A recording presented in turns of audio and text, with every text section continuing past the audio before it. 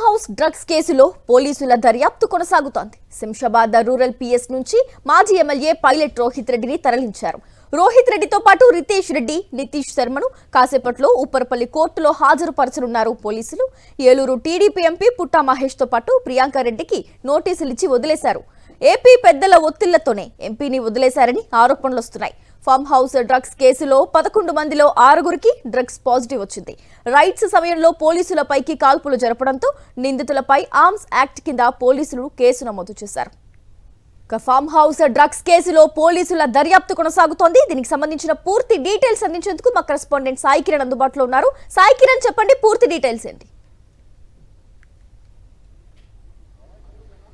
నిన్న రాత్రి నుంచి కూడా సంచలనం రేపుతున్న ఈ మొయినాబాద్ ఫామ్ హౌస్ కేసులో మరి కాసేపట్లో మెజిస్ట్రేట్ ఇంటి ముందు నిందితుల్లో 3గురిని హాజరుపరచనున్నారు పోలీసులు. మొత్తం 11 మందిలో 6గురికి డ్రగ్స్ పాజిటివ్ గా వచ్చింది. అందులో ఏలూరు టీడీపీ ఎంపీ పుట్టా మహేష్ కుమార్ పాజిటివ్ గా వచ్చింది. అలాగే ఇక్కడ మాజీ ఎమ్మెల్యేగా ఉన్నటువంటి తాండూరు మాజీ ఎమ్మెల్యే పైలట్ రోహిత్ రెడ్డి పాటు ఆయన సోదరుడు మరికొంతమందికి పాజిటివ్ గా తేలింది. అయితే ఇందులో నెగిటివ్ గా వచ్చినటువంటి వారిని, పాజిటివ్ గా వచ్చినటువంటి ఎంపీ మహేష్ ను కూడా రాజకీయ ఒత్తిడితో ఇక్కడ వదిలేసినట్టయితే తెలుస్తుంది. సో మిగతా ఇందులో ఆర్మ్స్ యాక్ట్ కూడా వాడారు. సో అక్రమాయుధాల చట్టం కింద 3గురి మీద కేసు నమోదు చేశారు. అందులో పైలట్ రోహిత్ రెడ్డితో పాటు నితీష్ శర్మ, అలాగే రితేష్ రెడ్డి, వీళ్ళలో పోలీసులు వచ్చినప్పుడు వారి మీద కాల్పులు జరిపారు. అంటే అక్కడ ఒకసారిగా పోలీసులు రాగానే వారిపైకి కాల్పులు జరిపినటువంటి దాంట్లో వారిపైన ఆర్మ్స్ యాక్ట్ కింద కూడా కేసులు నమోదు చేశారు. కేవలం ఆర్మ్స్ యాక్ట్ కింద నమోదు చేసినటువంటి సెక్షన్ల కింద నమోదు చేసినటువంటి నిందితులను మాత్రమే ఇప్పుడు ఉప్పర్పల్లిలోని మెజిస్ట్రేట్ ఇంటి ముందు హాజరుపరుస్తున్నారు. వారిని రిమాండ్ కోరనున్నారు పోలీసులు. మొదటగా అంటే ఈ కేసు నిన్న రాత్రి ఎప్పుడైతే వెలుగులోకి వచ్చిందో అప్పుడు కేవలం 5గురికి మాత్రమే పాజిటివ్ వచ్చింది. ఇందులో ఏలూరు టీడీపీ ఎంపీకి పాజిటివ్ రాలేదు అనేటువంటిది మొదట పోలీసులు చెప్పారు. కానీ ఆ తర్వాత బ్లడ్ టెస్ట్ చేస్తే మళ్ళీ అతనికి కూడా డ్రగ్స్ తీసుకున్నట్టుగా ఆనవాళ్లు తేలాయి అనేటువంటిది పోలీసులు ధృవీకరించారు. సో మరి మొదటగా పోలీసులను ఆయన తప్పుదోవ పట్టించాడు.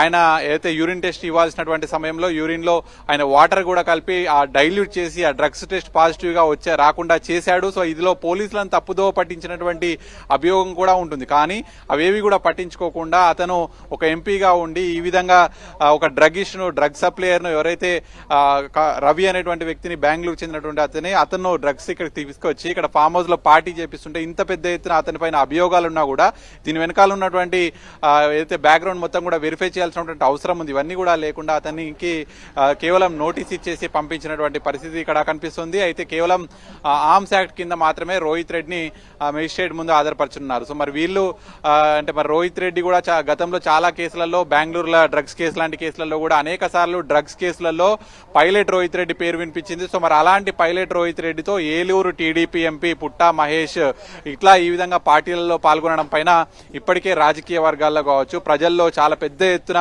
విమర్శలు వస్తున్నాయి. సో ఇట్లాంటి ఎంపీ బాధ్యతాయుతమైనటువంటి స్థానంలో ఉన్న ఎంపీ, యువతకు ఆదర్శంగా చెప్పుకోవాల్సినటువంటి ఎంపీ ఇప్పటికే ఆంధ్రప్రదేశ్ లో నో డ్రగ్స్ అనేటువంటి క్యాంపెయిన్ కూడా చేస్తున్నారు. అలాంటిది ఎంపీఏ మరి ఈ విధంగా డ్రగ్స్ లో దొరకడం, డ్రగ్స్ పాజిటివ్ గా తేలడం, అలాగే మొదటి డ్రగ్స్ టెస్ట్లకు శాంపిల్ ఇవ్వాలి అన్నటువంటి సమయంలో పోలీసులను తప్పుదోవ పట్టించడం, సో ఇట్లా ఇవన్నిట్లలో కూడా ఎంపీ ఆరోపణలు ఉన్నాయి. సో మరి అట్లాంటి ఎంపీ కేవలం పోలీసులు నోటీసులు ఇచ్చైతే పంపించేశారు. అతన్ని మెజిస్ట్రేట్ ముందు హాజరుపరచలేదు. మొదటగా ఎంపీ పుట్టా మహేష్ ను అతన్ని కూడా రిమాండ్ కు తరలించాలి, రిమాండ్ కోరాలి అనేటువంటిది, జడ్జి ముందు కోరాలి అనేటువంటిది వాళ్ళు అనుకున్నారు పోలీసులు. కానీ ఆ తర్వాత మరి ఏం జరిగిందో రాజకీయ ఒత్తిడిలా ఏం పనిచేశాయి పోలీసుల మీద అనేటువంటి తెలియదు. కానీ కేవలం స్టేషన్ బెయిల్ ఇచ్చేసి వారికి నోటీసులు ఇచ్చేసి అక్కడి నుంచి అక్కడికే పంపించేసినటువంటి పరిస్థితి ఉంది. కేవలం police station, Shamshabad rural police station నుంచి తాండూరు మాజీ ఎమ్మెల్యే పైలట్ రోహిత్ రెడ్డిని, అతని సోదరుడిని, అలాగే ఒక నితీష్ శర్మ అనేటువంటి వ్యక్తిని వీళ్ళు కేవలం పోలీసులు వచ్చినటువంటి సమయంలో గన్ ఫైర్ ఓపెన్ చేశారన్నటువంటి కారణంతో ఆ ఆర్మ్స్ యాక్ట్ కింద మాత్రమే మెజిస్ట్రేట్ ముందు ఆధారపరుస్తున్నారు. మరి ఎంపీగా ఉన్నటువంటి వ్యక్తి మరి డ్రగ్స్ తీసుకున్నాడు, అతను పాజిటివ్ వచ్చింది, అతను పోలీసులకు తప్పుదోవ పట్టించినా కూడా మరి అతని మీద ఎటువంటి కనీసం రిమాండ్ కి ప్రయత్నం చేయలేదు. మెజిస్ట్రేట్ ముందు ఆధారపరిస్తే మరి మెజిస్ట్రేట్ ని అడిగితే ఆయన రిమాండ్ కోరితే మరి ఆయన నిర్ణయంగా వదిలేయాలి. కానీ కేవలం స్టేషన్ బెయిల్ ఇచ్చి పంపించేసినటువంటి పరిస్థితి. సో మరి పోలీసులు మరి కాసేపట్లో అయితే రోహిత్ రెడ్డిని, వాళ్ళ బ్రదర్ ని, వీళ్ళని అయితే మెజిస్ట్రేట్ ముందు హాజరుపరచనున్నారు. మరి దీంట్లో ఈ కేసులో ఇంకా పోలీసులు ఎటువంటి వివరాలు బయటకు వెల్లడిస్తారు, ఎంపీకి సంబంధించినటువంటి నోటీసులకు సంబంధించి ఎట్లాంటి ఎక్స్ప్లెనేషన్ ఇస్తారు, ఎంపీకి కేవలం డ్రగ్స్ పాజిటివ్ వచ్చినప్పటికీ కూడా అతనికి నోటీసులు ఇచ్చి పంపించడాన్ని వాళ్ళు ఏ విధంగా పోలీసులు సమర్థిస్తారు, ఏ సెక్షన్ల కింద అతన్ని వదిలేశారని ఇవన్నీ కూడా చూడాల్సింది. ఎందుకంటే బ్యాక్గ్రౌండ్ హిస్టరీ కూడా చాలా ముఖ్యం ఇందులో.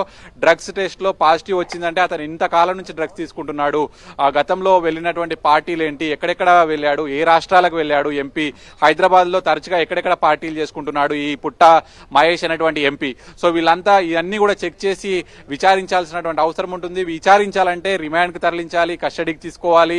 సో ఇట్లా ఇవన్నీ కూడా చేయాలి. కానీ ఏవి కూడా చేయకుండా అంత రాజకీయంగా అంత పలుకుబడి ఉన్నటువంటి వ్యక్తిని డ్రగ్స్ తీసుకున్నాడు అనేటువంటి తేలిన తర్వాత కూడా అతనికి కేవలం నోటీస్ ఇచ్చి పంపించేశారు. సో మరి ఇక్కడ ఖచ్చితంగా రాజకీయ పలుకుబడి పనిచేసింది అనేటువంటి చాలా విమర్శలు వస్తున్నాయి. మరి చూడాలి, కేవలం మేజిస్ట్రేట్ ముందు అయితే ఆర్మ్స్ యాక్ట్ కింద గన్ ఫైర్ ఓపెన్ చేసినటువంటి తాండూరు మాజీ ఎమ్మెల్యే పైలట్ రోహిత్ రెడ్డిని, వాళ్ళ బ్రదర్ని, ఇంకొక వ్యక్తిని మాత్రమే మేజిస్ట్రేట్ ముందు హాజరుపరచడానికి ఉప్పర్పల్లిలోని జడ్జి మేజిస్ట్రేట్ నివాసానికి తీసుకొస్తున్నారు. మరి మిగతా వారిని మాత్రం శంషాబాద్ రూరల్ పిఎస్ లో మరి నిన్న రాత్రి వారిని తరలించి ఫామ్ హౌస్ నుంచి నిన్న రాత్రి నుంచి రహస్యంగా విచారించారు. కనీసం వారిని ఎక్కడ ఉన్నారు అనేటువంటి మీడియా కంటపడకుండా కూడా వారిని విచారించినటువంటి పరిస్థితి ఉంది. కనీసం మీడియాకు ఎక్కడికి వెళ్తున్నారు, ఎక్కడ ఉన్నారు, ఏ విధంగా ఎక్కడ విచారిస్తున్నారు అనేటువంటి సమాచారం కూడా బయటకు రానివ్వకుండా పోలీసులు ఇప్పుడు కేవలం అతని నోటీసులు ఇచ్చి మీడియా కంటపడకుండా పంపించేశారు అనేటువంటి వార్తలు అయితే ఇప్పుడు బయటకు వస్తున్నాయి. మరి పోలీసులు దీంట్లో ఎటువంటి ఎక్స్ప్లెనేషన్ ఇస్తారనేది కూడా చూడాల్సి ఉంది. Right Sai Kiran, thank you. ఇక దీనికి సంబంధించి మరిన్ని అప్డేట్స్ అందించేందుకు మొయినాబాద్ ఫామ్ హౌస్ నుంచి మా కరెస్పాండెంట్ దిలీప్ లైవ్ ద్వారా జాయిన్ అవుతున్నారు. దిలీప్, చెప్పండి, పార్టీలో 11 మెంబర్స్ లో 6 మెంబర్స్ కి డ్రగ్స్ పాజిటివ్ వచ్చింది. అందులో ఒక ఎక్స్ఎమ్మెల్యే ఉన్నారు, ఒక ప్రెసెంట్ ఎంపీ ఉన్నారు. అయితే ఇంత ఒక కేసుని ఇంత ఇర్రెస్పాన్సిబుల్ గా అసలు వాళ్ళకి నోటీసులు ఇచ్చి పంపించేయడం ఏంటి? అంటే ఎంపీ అయ్యుండి డ్రగ్స్ తీసుకొని దట్టు పోలీసులను తప్పుదో పట్టించే ప్రయత్నం చేశాడు. మరి అలాంటి ఆయనకి ఒట్టి నోటీసులతో సరిపెట్టుకుని వదిలేశారు. అసలు ఎలా చూడొచ్చు అంటారు దీని మొత్తాన్ని? ఎస్ గ్రేసి, ఈ ఫామ్ హౌస్లో నిన్న సాయంత్రం జరిగినటువంటి దాడి ఘటనలో 11 మందికి అయితే ఈ డ్రగ్స్ దాంట్లో పాల్గొనే పరిస్థితి కనిపిస్తుంది. అందులో 6 పాజిటివ్గా వచ్చింది. అందులో ఇవాళ అంటే రక్త నమూనాలు సేకరించిన తర్వాత ఎంపీ ఏలూరు ఎంపీగా ఉన్నటువంటి మహేష్ కుమార్ యాదవ్ కూడా పాజిటివ్గా వచ్చింది. అయితే మహేష్ కుమార్ యాదవ్ను ఈ కేసు నుంచి తప్పించే ప్రయత్నం జరుగుతుందని చెప్పుకోవచ్చు. ముందు నుంచి కూడా తాను ఎంపీ అనేటువంటి ఒక కోణాన్ని బేస్ చేసుకొని తనను ఈ కేసు నుంచి సైడ్ చేసే ప్రయత్నం ఇప్పటికే ప్రారంభమైంది. ఈ కేసులో ప్రధానంగా ఉన్నటువంటి ఈ ఎంపీ మహేష్ కుమార్ యాదవ్తో పాటు అలాగే ప్రియాంక రెడ్డి ఇద్దరిని కూడా స్టేషన్ బెయిల్ ఇచ్చి పంపించినట్టుగా పరిస్థితి కనిపిస్తుంది. గుట్టు చప్పుడు కాకుండా మహేష్ కుమార్ యాదవ్ అక్కడ నుంచి వెళ్ళిపోయిన పరిస్థితి కనిపిస్తుంది. రేపటి నుంచి పార్లమెంట్ సెషన్స్ ఉన్నాయి కాబట్టి పార్లమెంట్ సెషన్లో పాల్గొంటారు అనేటువంటిది ఒక సాకుగా చూపించి తనను ఈ కేసు నుంచి తప్పించే ప్రయత్నం చేస్తున్నారు. ఇప్పటికే ఆల్రెడీ పార్లమెంట్ సెషన్ ప్రారంభమైంది.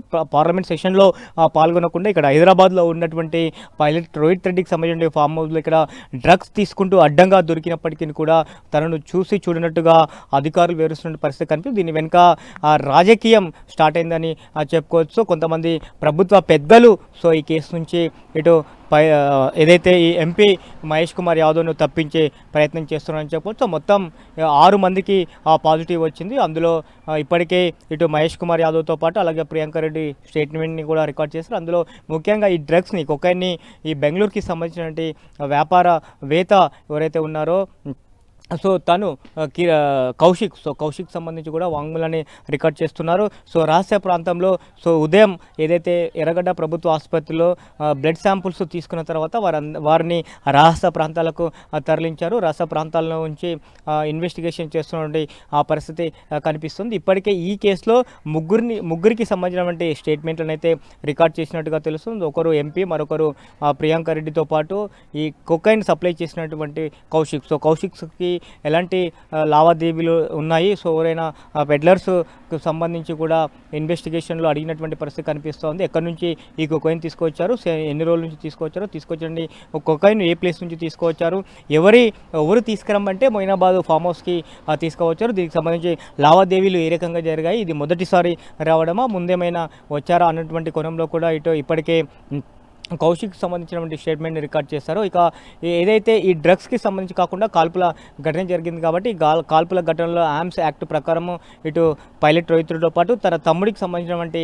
గన్ లైసెన్స్ కాబట్టి రితీష్ రెడ్డితో పాటు అలాగే వెపన్ యూజ్ చేసినటువంటి ఢిల్లీకి సంబంధించిన వ్యాపారవేత్త నితిన్ మిశ్రాకి సంబంధించి ముగ్గురు పైన ఆర్మ్స్ యాక్ట్ కింద కేసు నమోదు చేశారు. తీవ్రంగా దీనికి సంబంధించి ఈ కేసుకు సంబంధించి కూడా ఎందుకు ఆ ఆర్మ్స్ను వాడాల్సి వచ్చిందో, వారి మధ్యన ఏమైనా గొడవల నేపథ్యంలో గాల్లో కలుపులు కలిపారా, లేదంటే ఆ పోలీసులు వస్తున్నటువంటి సమాచారాన్ని తెలుసుకొని వాళ్ళను భయపెట్టే దాంట్లో కాల్పులు ఏమైనా జరిపారా, వారిపైన ఏమైనా కాల్పులు జరిపారా అనే కోణంలో కూడా ఇన్వెస్టిగేషన్ చేస్తున్నటువంటి పరిస్థితి కనిపిస్తుంది. సో మొత్తం మీద ఈ కేసుకు సంబంధించి ఇప్పటికైతే ఇద్దరికి స్టేషన్ బెయిల్ వచ్చింది కాబట్టి మరో 9 మందిని మరి ఎప్పుడు ఉప్పర్పల్లి మెజిస్ట్రేట్ ముందు హాజరుపరుస్తారా, లేదా ఇవాళ మధ్యాహ్నం 2 గంటల వరకే జడ్జి అందుబాటులో ఉంటాను, ఆ తర్వాత నేను అందుబాటులో ఉండను అన్నట్టుగా తెలుస్తోంది, సమాచారం అందుతుంది. కాబట్టి మరి ఇవాళ సాయంత్రం లోపు కానీ రాత్రిలోపు జడ్జి ముందు ప్రవేశపెడతారా, లేదంటే రేపు కోర్టు ప్రారంభమైతే నేరుగా కోర్టులోనే ప్రవేశపెడతారా అనేటువంటిది అయితే చూడాల్సినటువంటి పరిస్థితి కనిపిస్తోంది. గ్రేసి మొత్తం మీద అయితే ఈ కేసులో కొంతమందిని తప్పించే ప్రయత్నం అయితే జరుగుతుందని చెప్పుకోవచ్చు. Gracy right Dilip, thank you.